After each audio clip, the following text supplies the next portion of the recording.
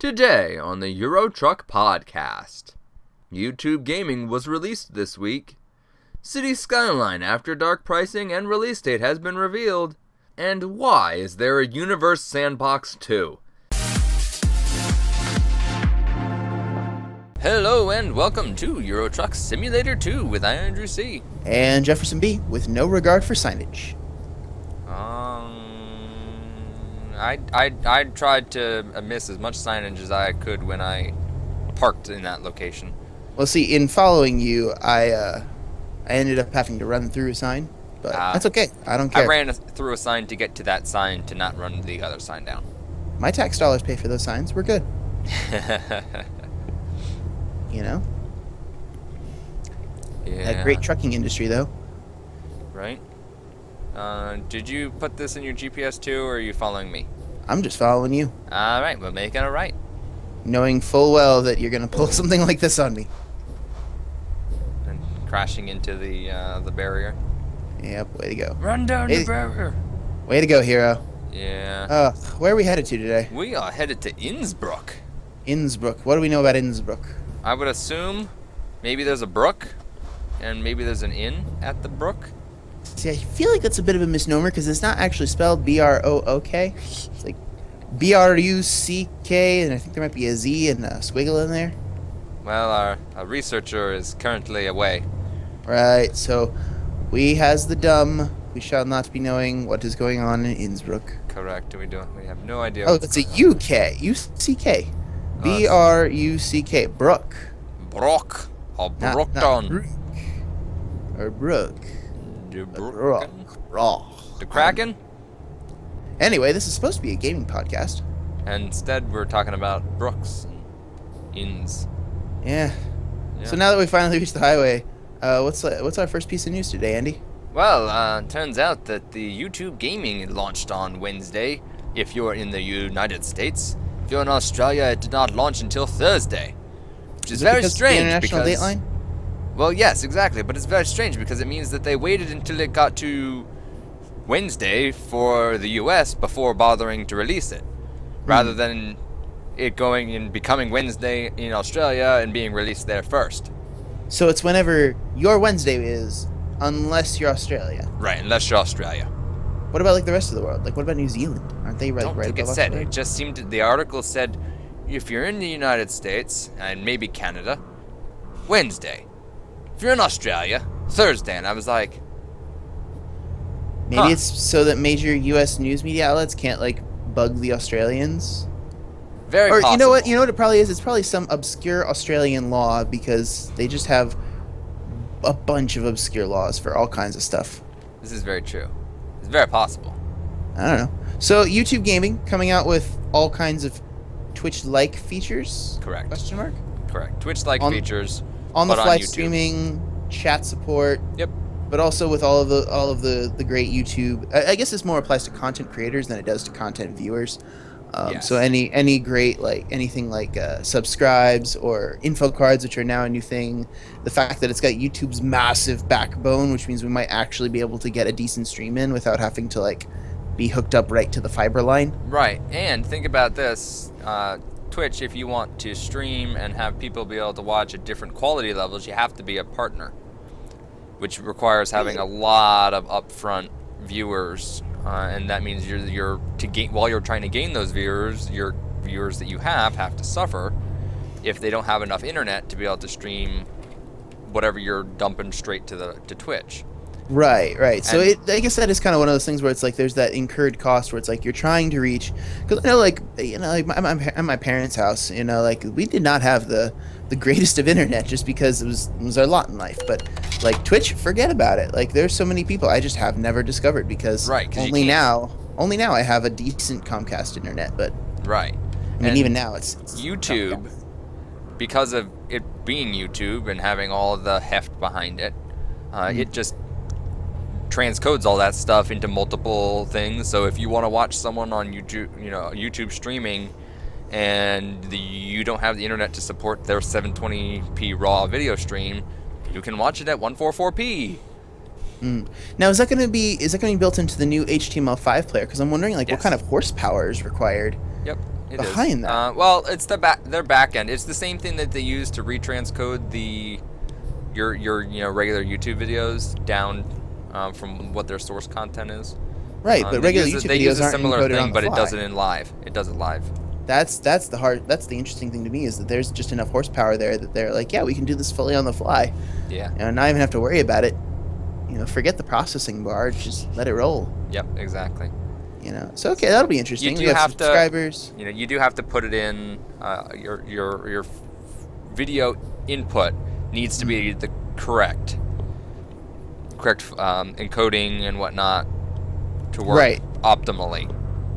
So if you have to follow their guide for setting up your OBS and whatnot to get it to work quite right. But I'm surprised there's not like a profiles thing that you could just do in OBS where it's just like load the Ghost Incorporated streaming profile. Period. You kind of can a little bit, but it's not. Obviously, it's not all of the details. Because I think that'd be kind of a nice feature to build into the open broadcast software, where you could have like, okay, here's all of our assets and here's all of our platform configurations. And here's how we do things. Well, in theory, you can export stuff, but I've not really played around with it much. And the last time I tried, I don't think it ended up working for the person I gave the stuff to. I think when I tried doing that for freelance. Gotcha. And I remember it not working quite right.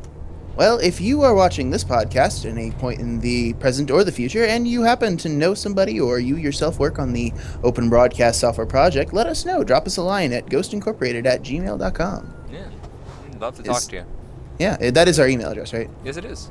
Okay, good. I'd feel really, really foolish if I'd forgotten the email address. Yeah. But it sounded like something you would have set up, and I'm like, oh, all right, well, I'm assuming that's it. That is our email. We also have Andy@ghostincorporated.com. And Jeff at ghostincorporated.com? If Jeff wants Jeff at ghostincorporated.com, Jeff can have Jeff at ghostincorporated.com. All right, not sure what use that does to me, but that's what I kind of figured. In case people want to reach me directly for whatever reason, tell me how poor I am at Star Wars, how much I'm dying all the time. My goodness, am I dying a lot? But it's one of those things where that game in and of itself is just it is a circa early 2000s made game. Yeah. Can't knock it. It is what it is, and it's beautiful in everything that it stands for. Well, I mean, like when you had that guy who was following you around at the beginning, I think it was either the first episode where you're trying to jump over that little river. Right. That was a glitch. I even Googled it. I was like, is this a bug? And everybody's like, yeah, it's a bug. We're sorry. I loved that one. Jump over, and he died. Why did you die? Yep. We tried that about 20 more times, and there's even there's probably some times that he died that I just edited out because I was just like, there's too much going on here. Did you have a little problem with the toll plaza? Yeah. Apparently they just stole my money. It seemed like you didn't get in there really quickly. There it is. Also, the road is slowly being eaten by clouds. Ooh, fun. It's just kind of like nom nom nom nom. Oh, the tree just vanished. The tree. Oh, there you are. Flooring it. Well, now I got some why do it news. I learned when I opened my Steam today that Universe Sandbox 2 is in early access. Oh, early. Now, okay, are you upset about this because it's in early access or because it's Universe Sandbox 2? No, I'm upset with it because it's Universe Sandbox 2. No, okay. A defense for Universe Sandbox 2. If you have like a Titan Black or a Titan X or anything with the word Titan in it or a 9 and 2 other numbers or even something made by other chipset makers that may or may not be inferior and may or may not be served as room heating by members of this channel. It is all the shinies, and so you would be remiss to not try to push your graphics card to as much shinies as can be had. See, if that's the whole purpose of that game, I'll give that to you. I can't see why else you would play it. I mean, it's not like you're gonna just sit back and watch. It's a horrible paint, simulator. Right? Is it? Like, does it look good at least? I mean, it looks fine, but it's a horrible simulator. We don't have the strongest of graphics card game going on here. The game just doesn't work. Like, Dr. Ubershadow has tried to make a planet or a moon orbit a planet, and then orbit a orbit a sun. And every time he tried, it would just slingshot the moon into outer space. No offense to the good doctor, but I'm just not I'm not entirely convinced based off of his type of play style whether or not this means the game actually works. Well, I will say that I also have Universe Sandbox, and I attempted this, and this game I could not even understand how to play it. Isn't that what tutorials are for? Yeah, I couldn't be bothered. Couldn't be bothered. I just well, maybe we'll have to let that game make the rounds in the Steam shared libraries, and maybe we'll see who can actually You watch, Freelance is going to be able to. He'll just successfully like waltz through Universe Sandbox. Be like, what are you talking about, guys? I have the entire Milky Way. Just because he would get it. Like that's just gonna be his spiel, and it's be like, wow. And then everybody else on YouTube is gonna be like, wow, this guy can actually successfully play Universe Sandbox 2. Subscribe. Yeah. Well, it's out now, early access. Its retail is $24.99, but it's 20% off until September 30th. So if you are interested in that, that is available. Right. And just an update to City Skylines After Dark. That game, we weren't quite sure how much it was going to cost yet, and I now know how much it's going to cost, and I have a release date. That is going to cost you $15, which is what we kind of guessed, and it will be hitting your Steam library for purchase on September 24th.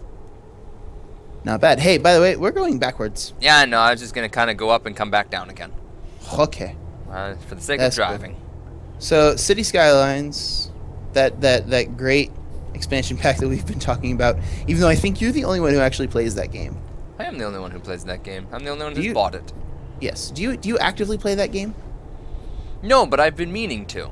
Like, I played, because what happens, very much like Minecraft, where your craft or Minecraft? Minecraft, your craft, everyone's craft. What about his craft and her craft? His craft, her craft. Their craft? Each and every one of them's craft.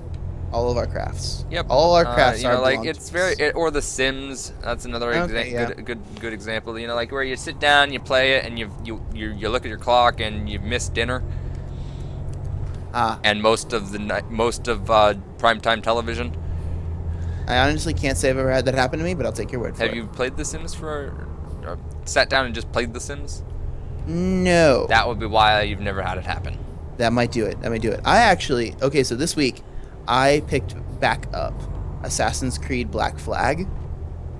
When did you put because it was just kind of sitting on my hard drive, and I was like, hey, I haven't played this game in like forever, and it looks really fun. I have an old save file that was like part of the way done. Like, let's see if we can get through some of the story.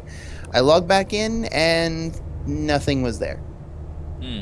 Like, no save files, nothing like that. Uplay apparently, I don't know if it has a cloud save feature or not, but it was not giving me any help there.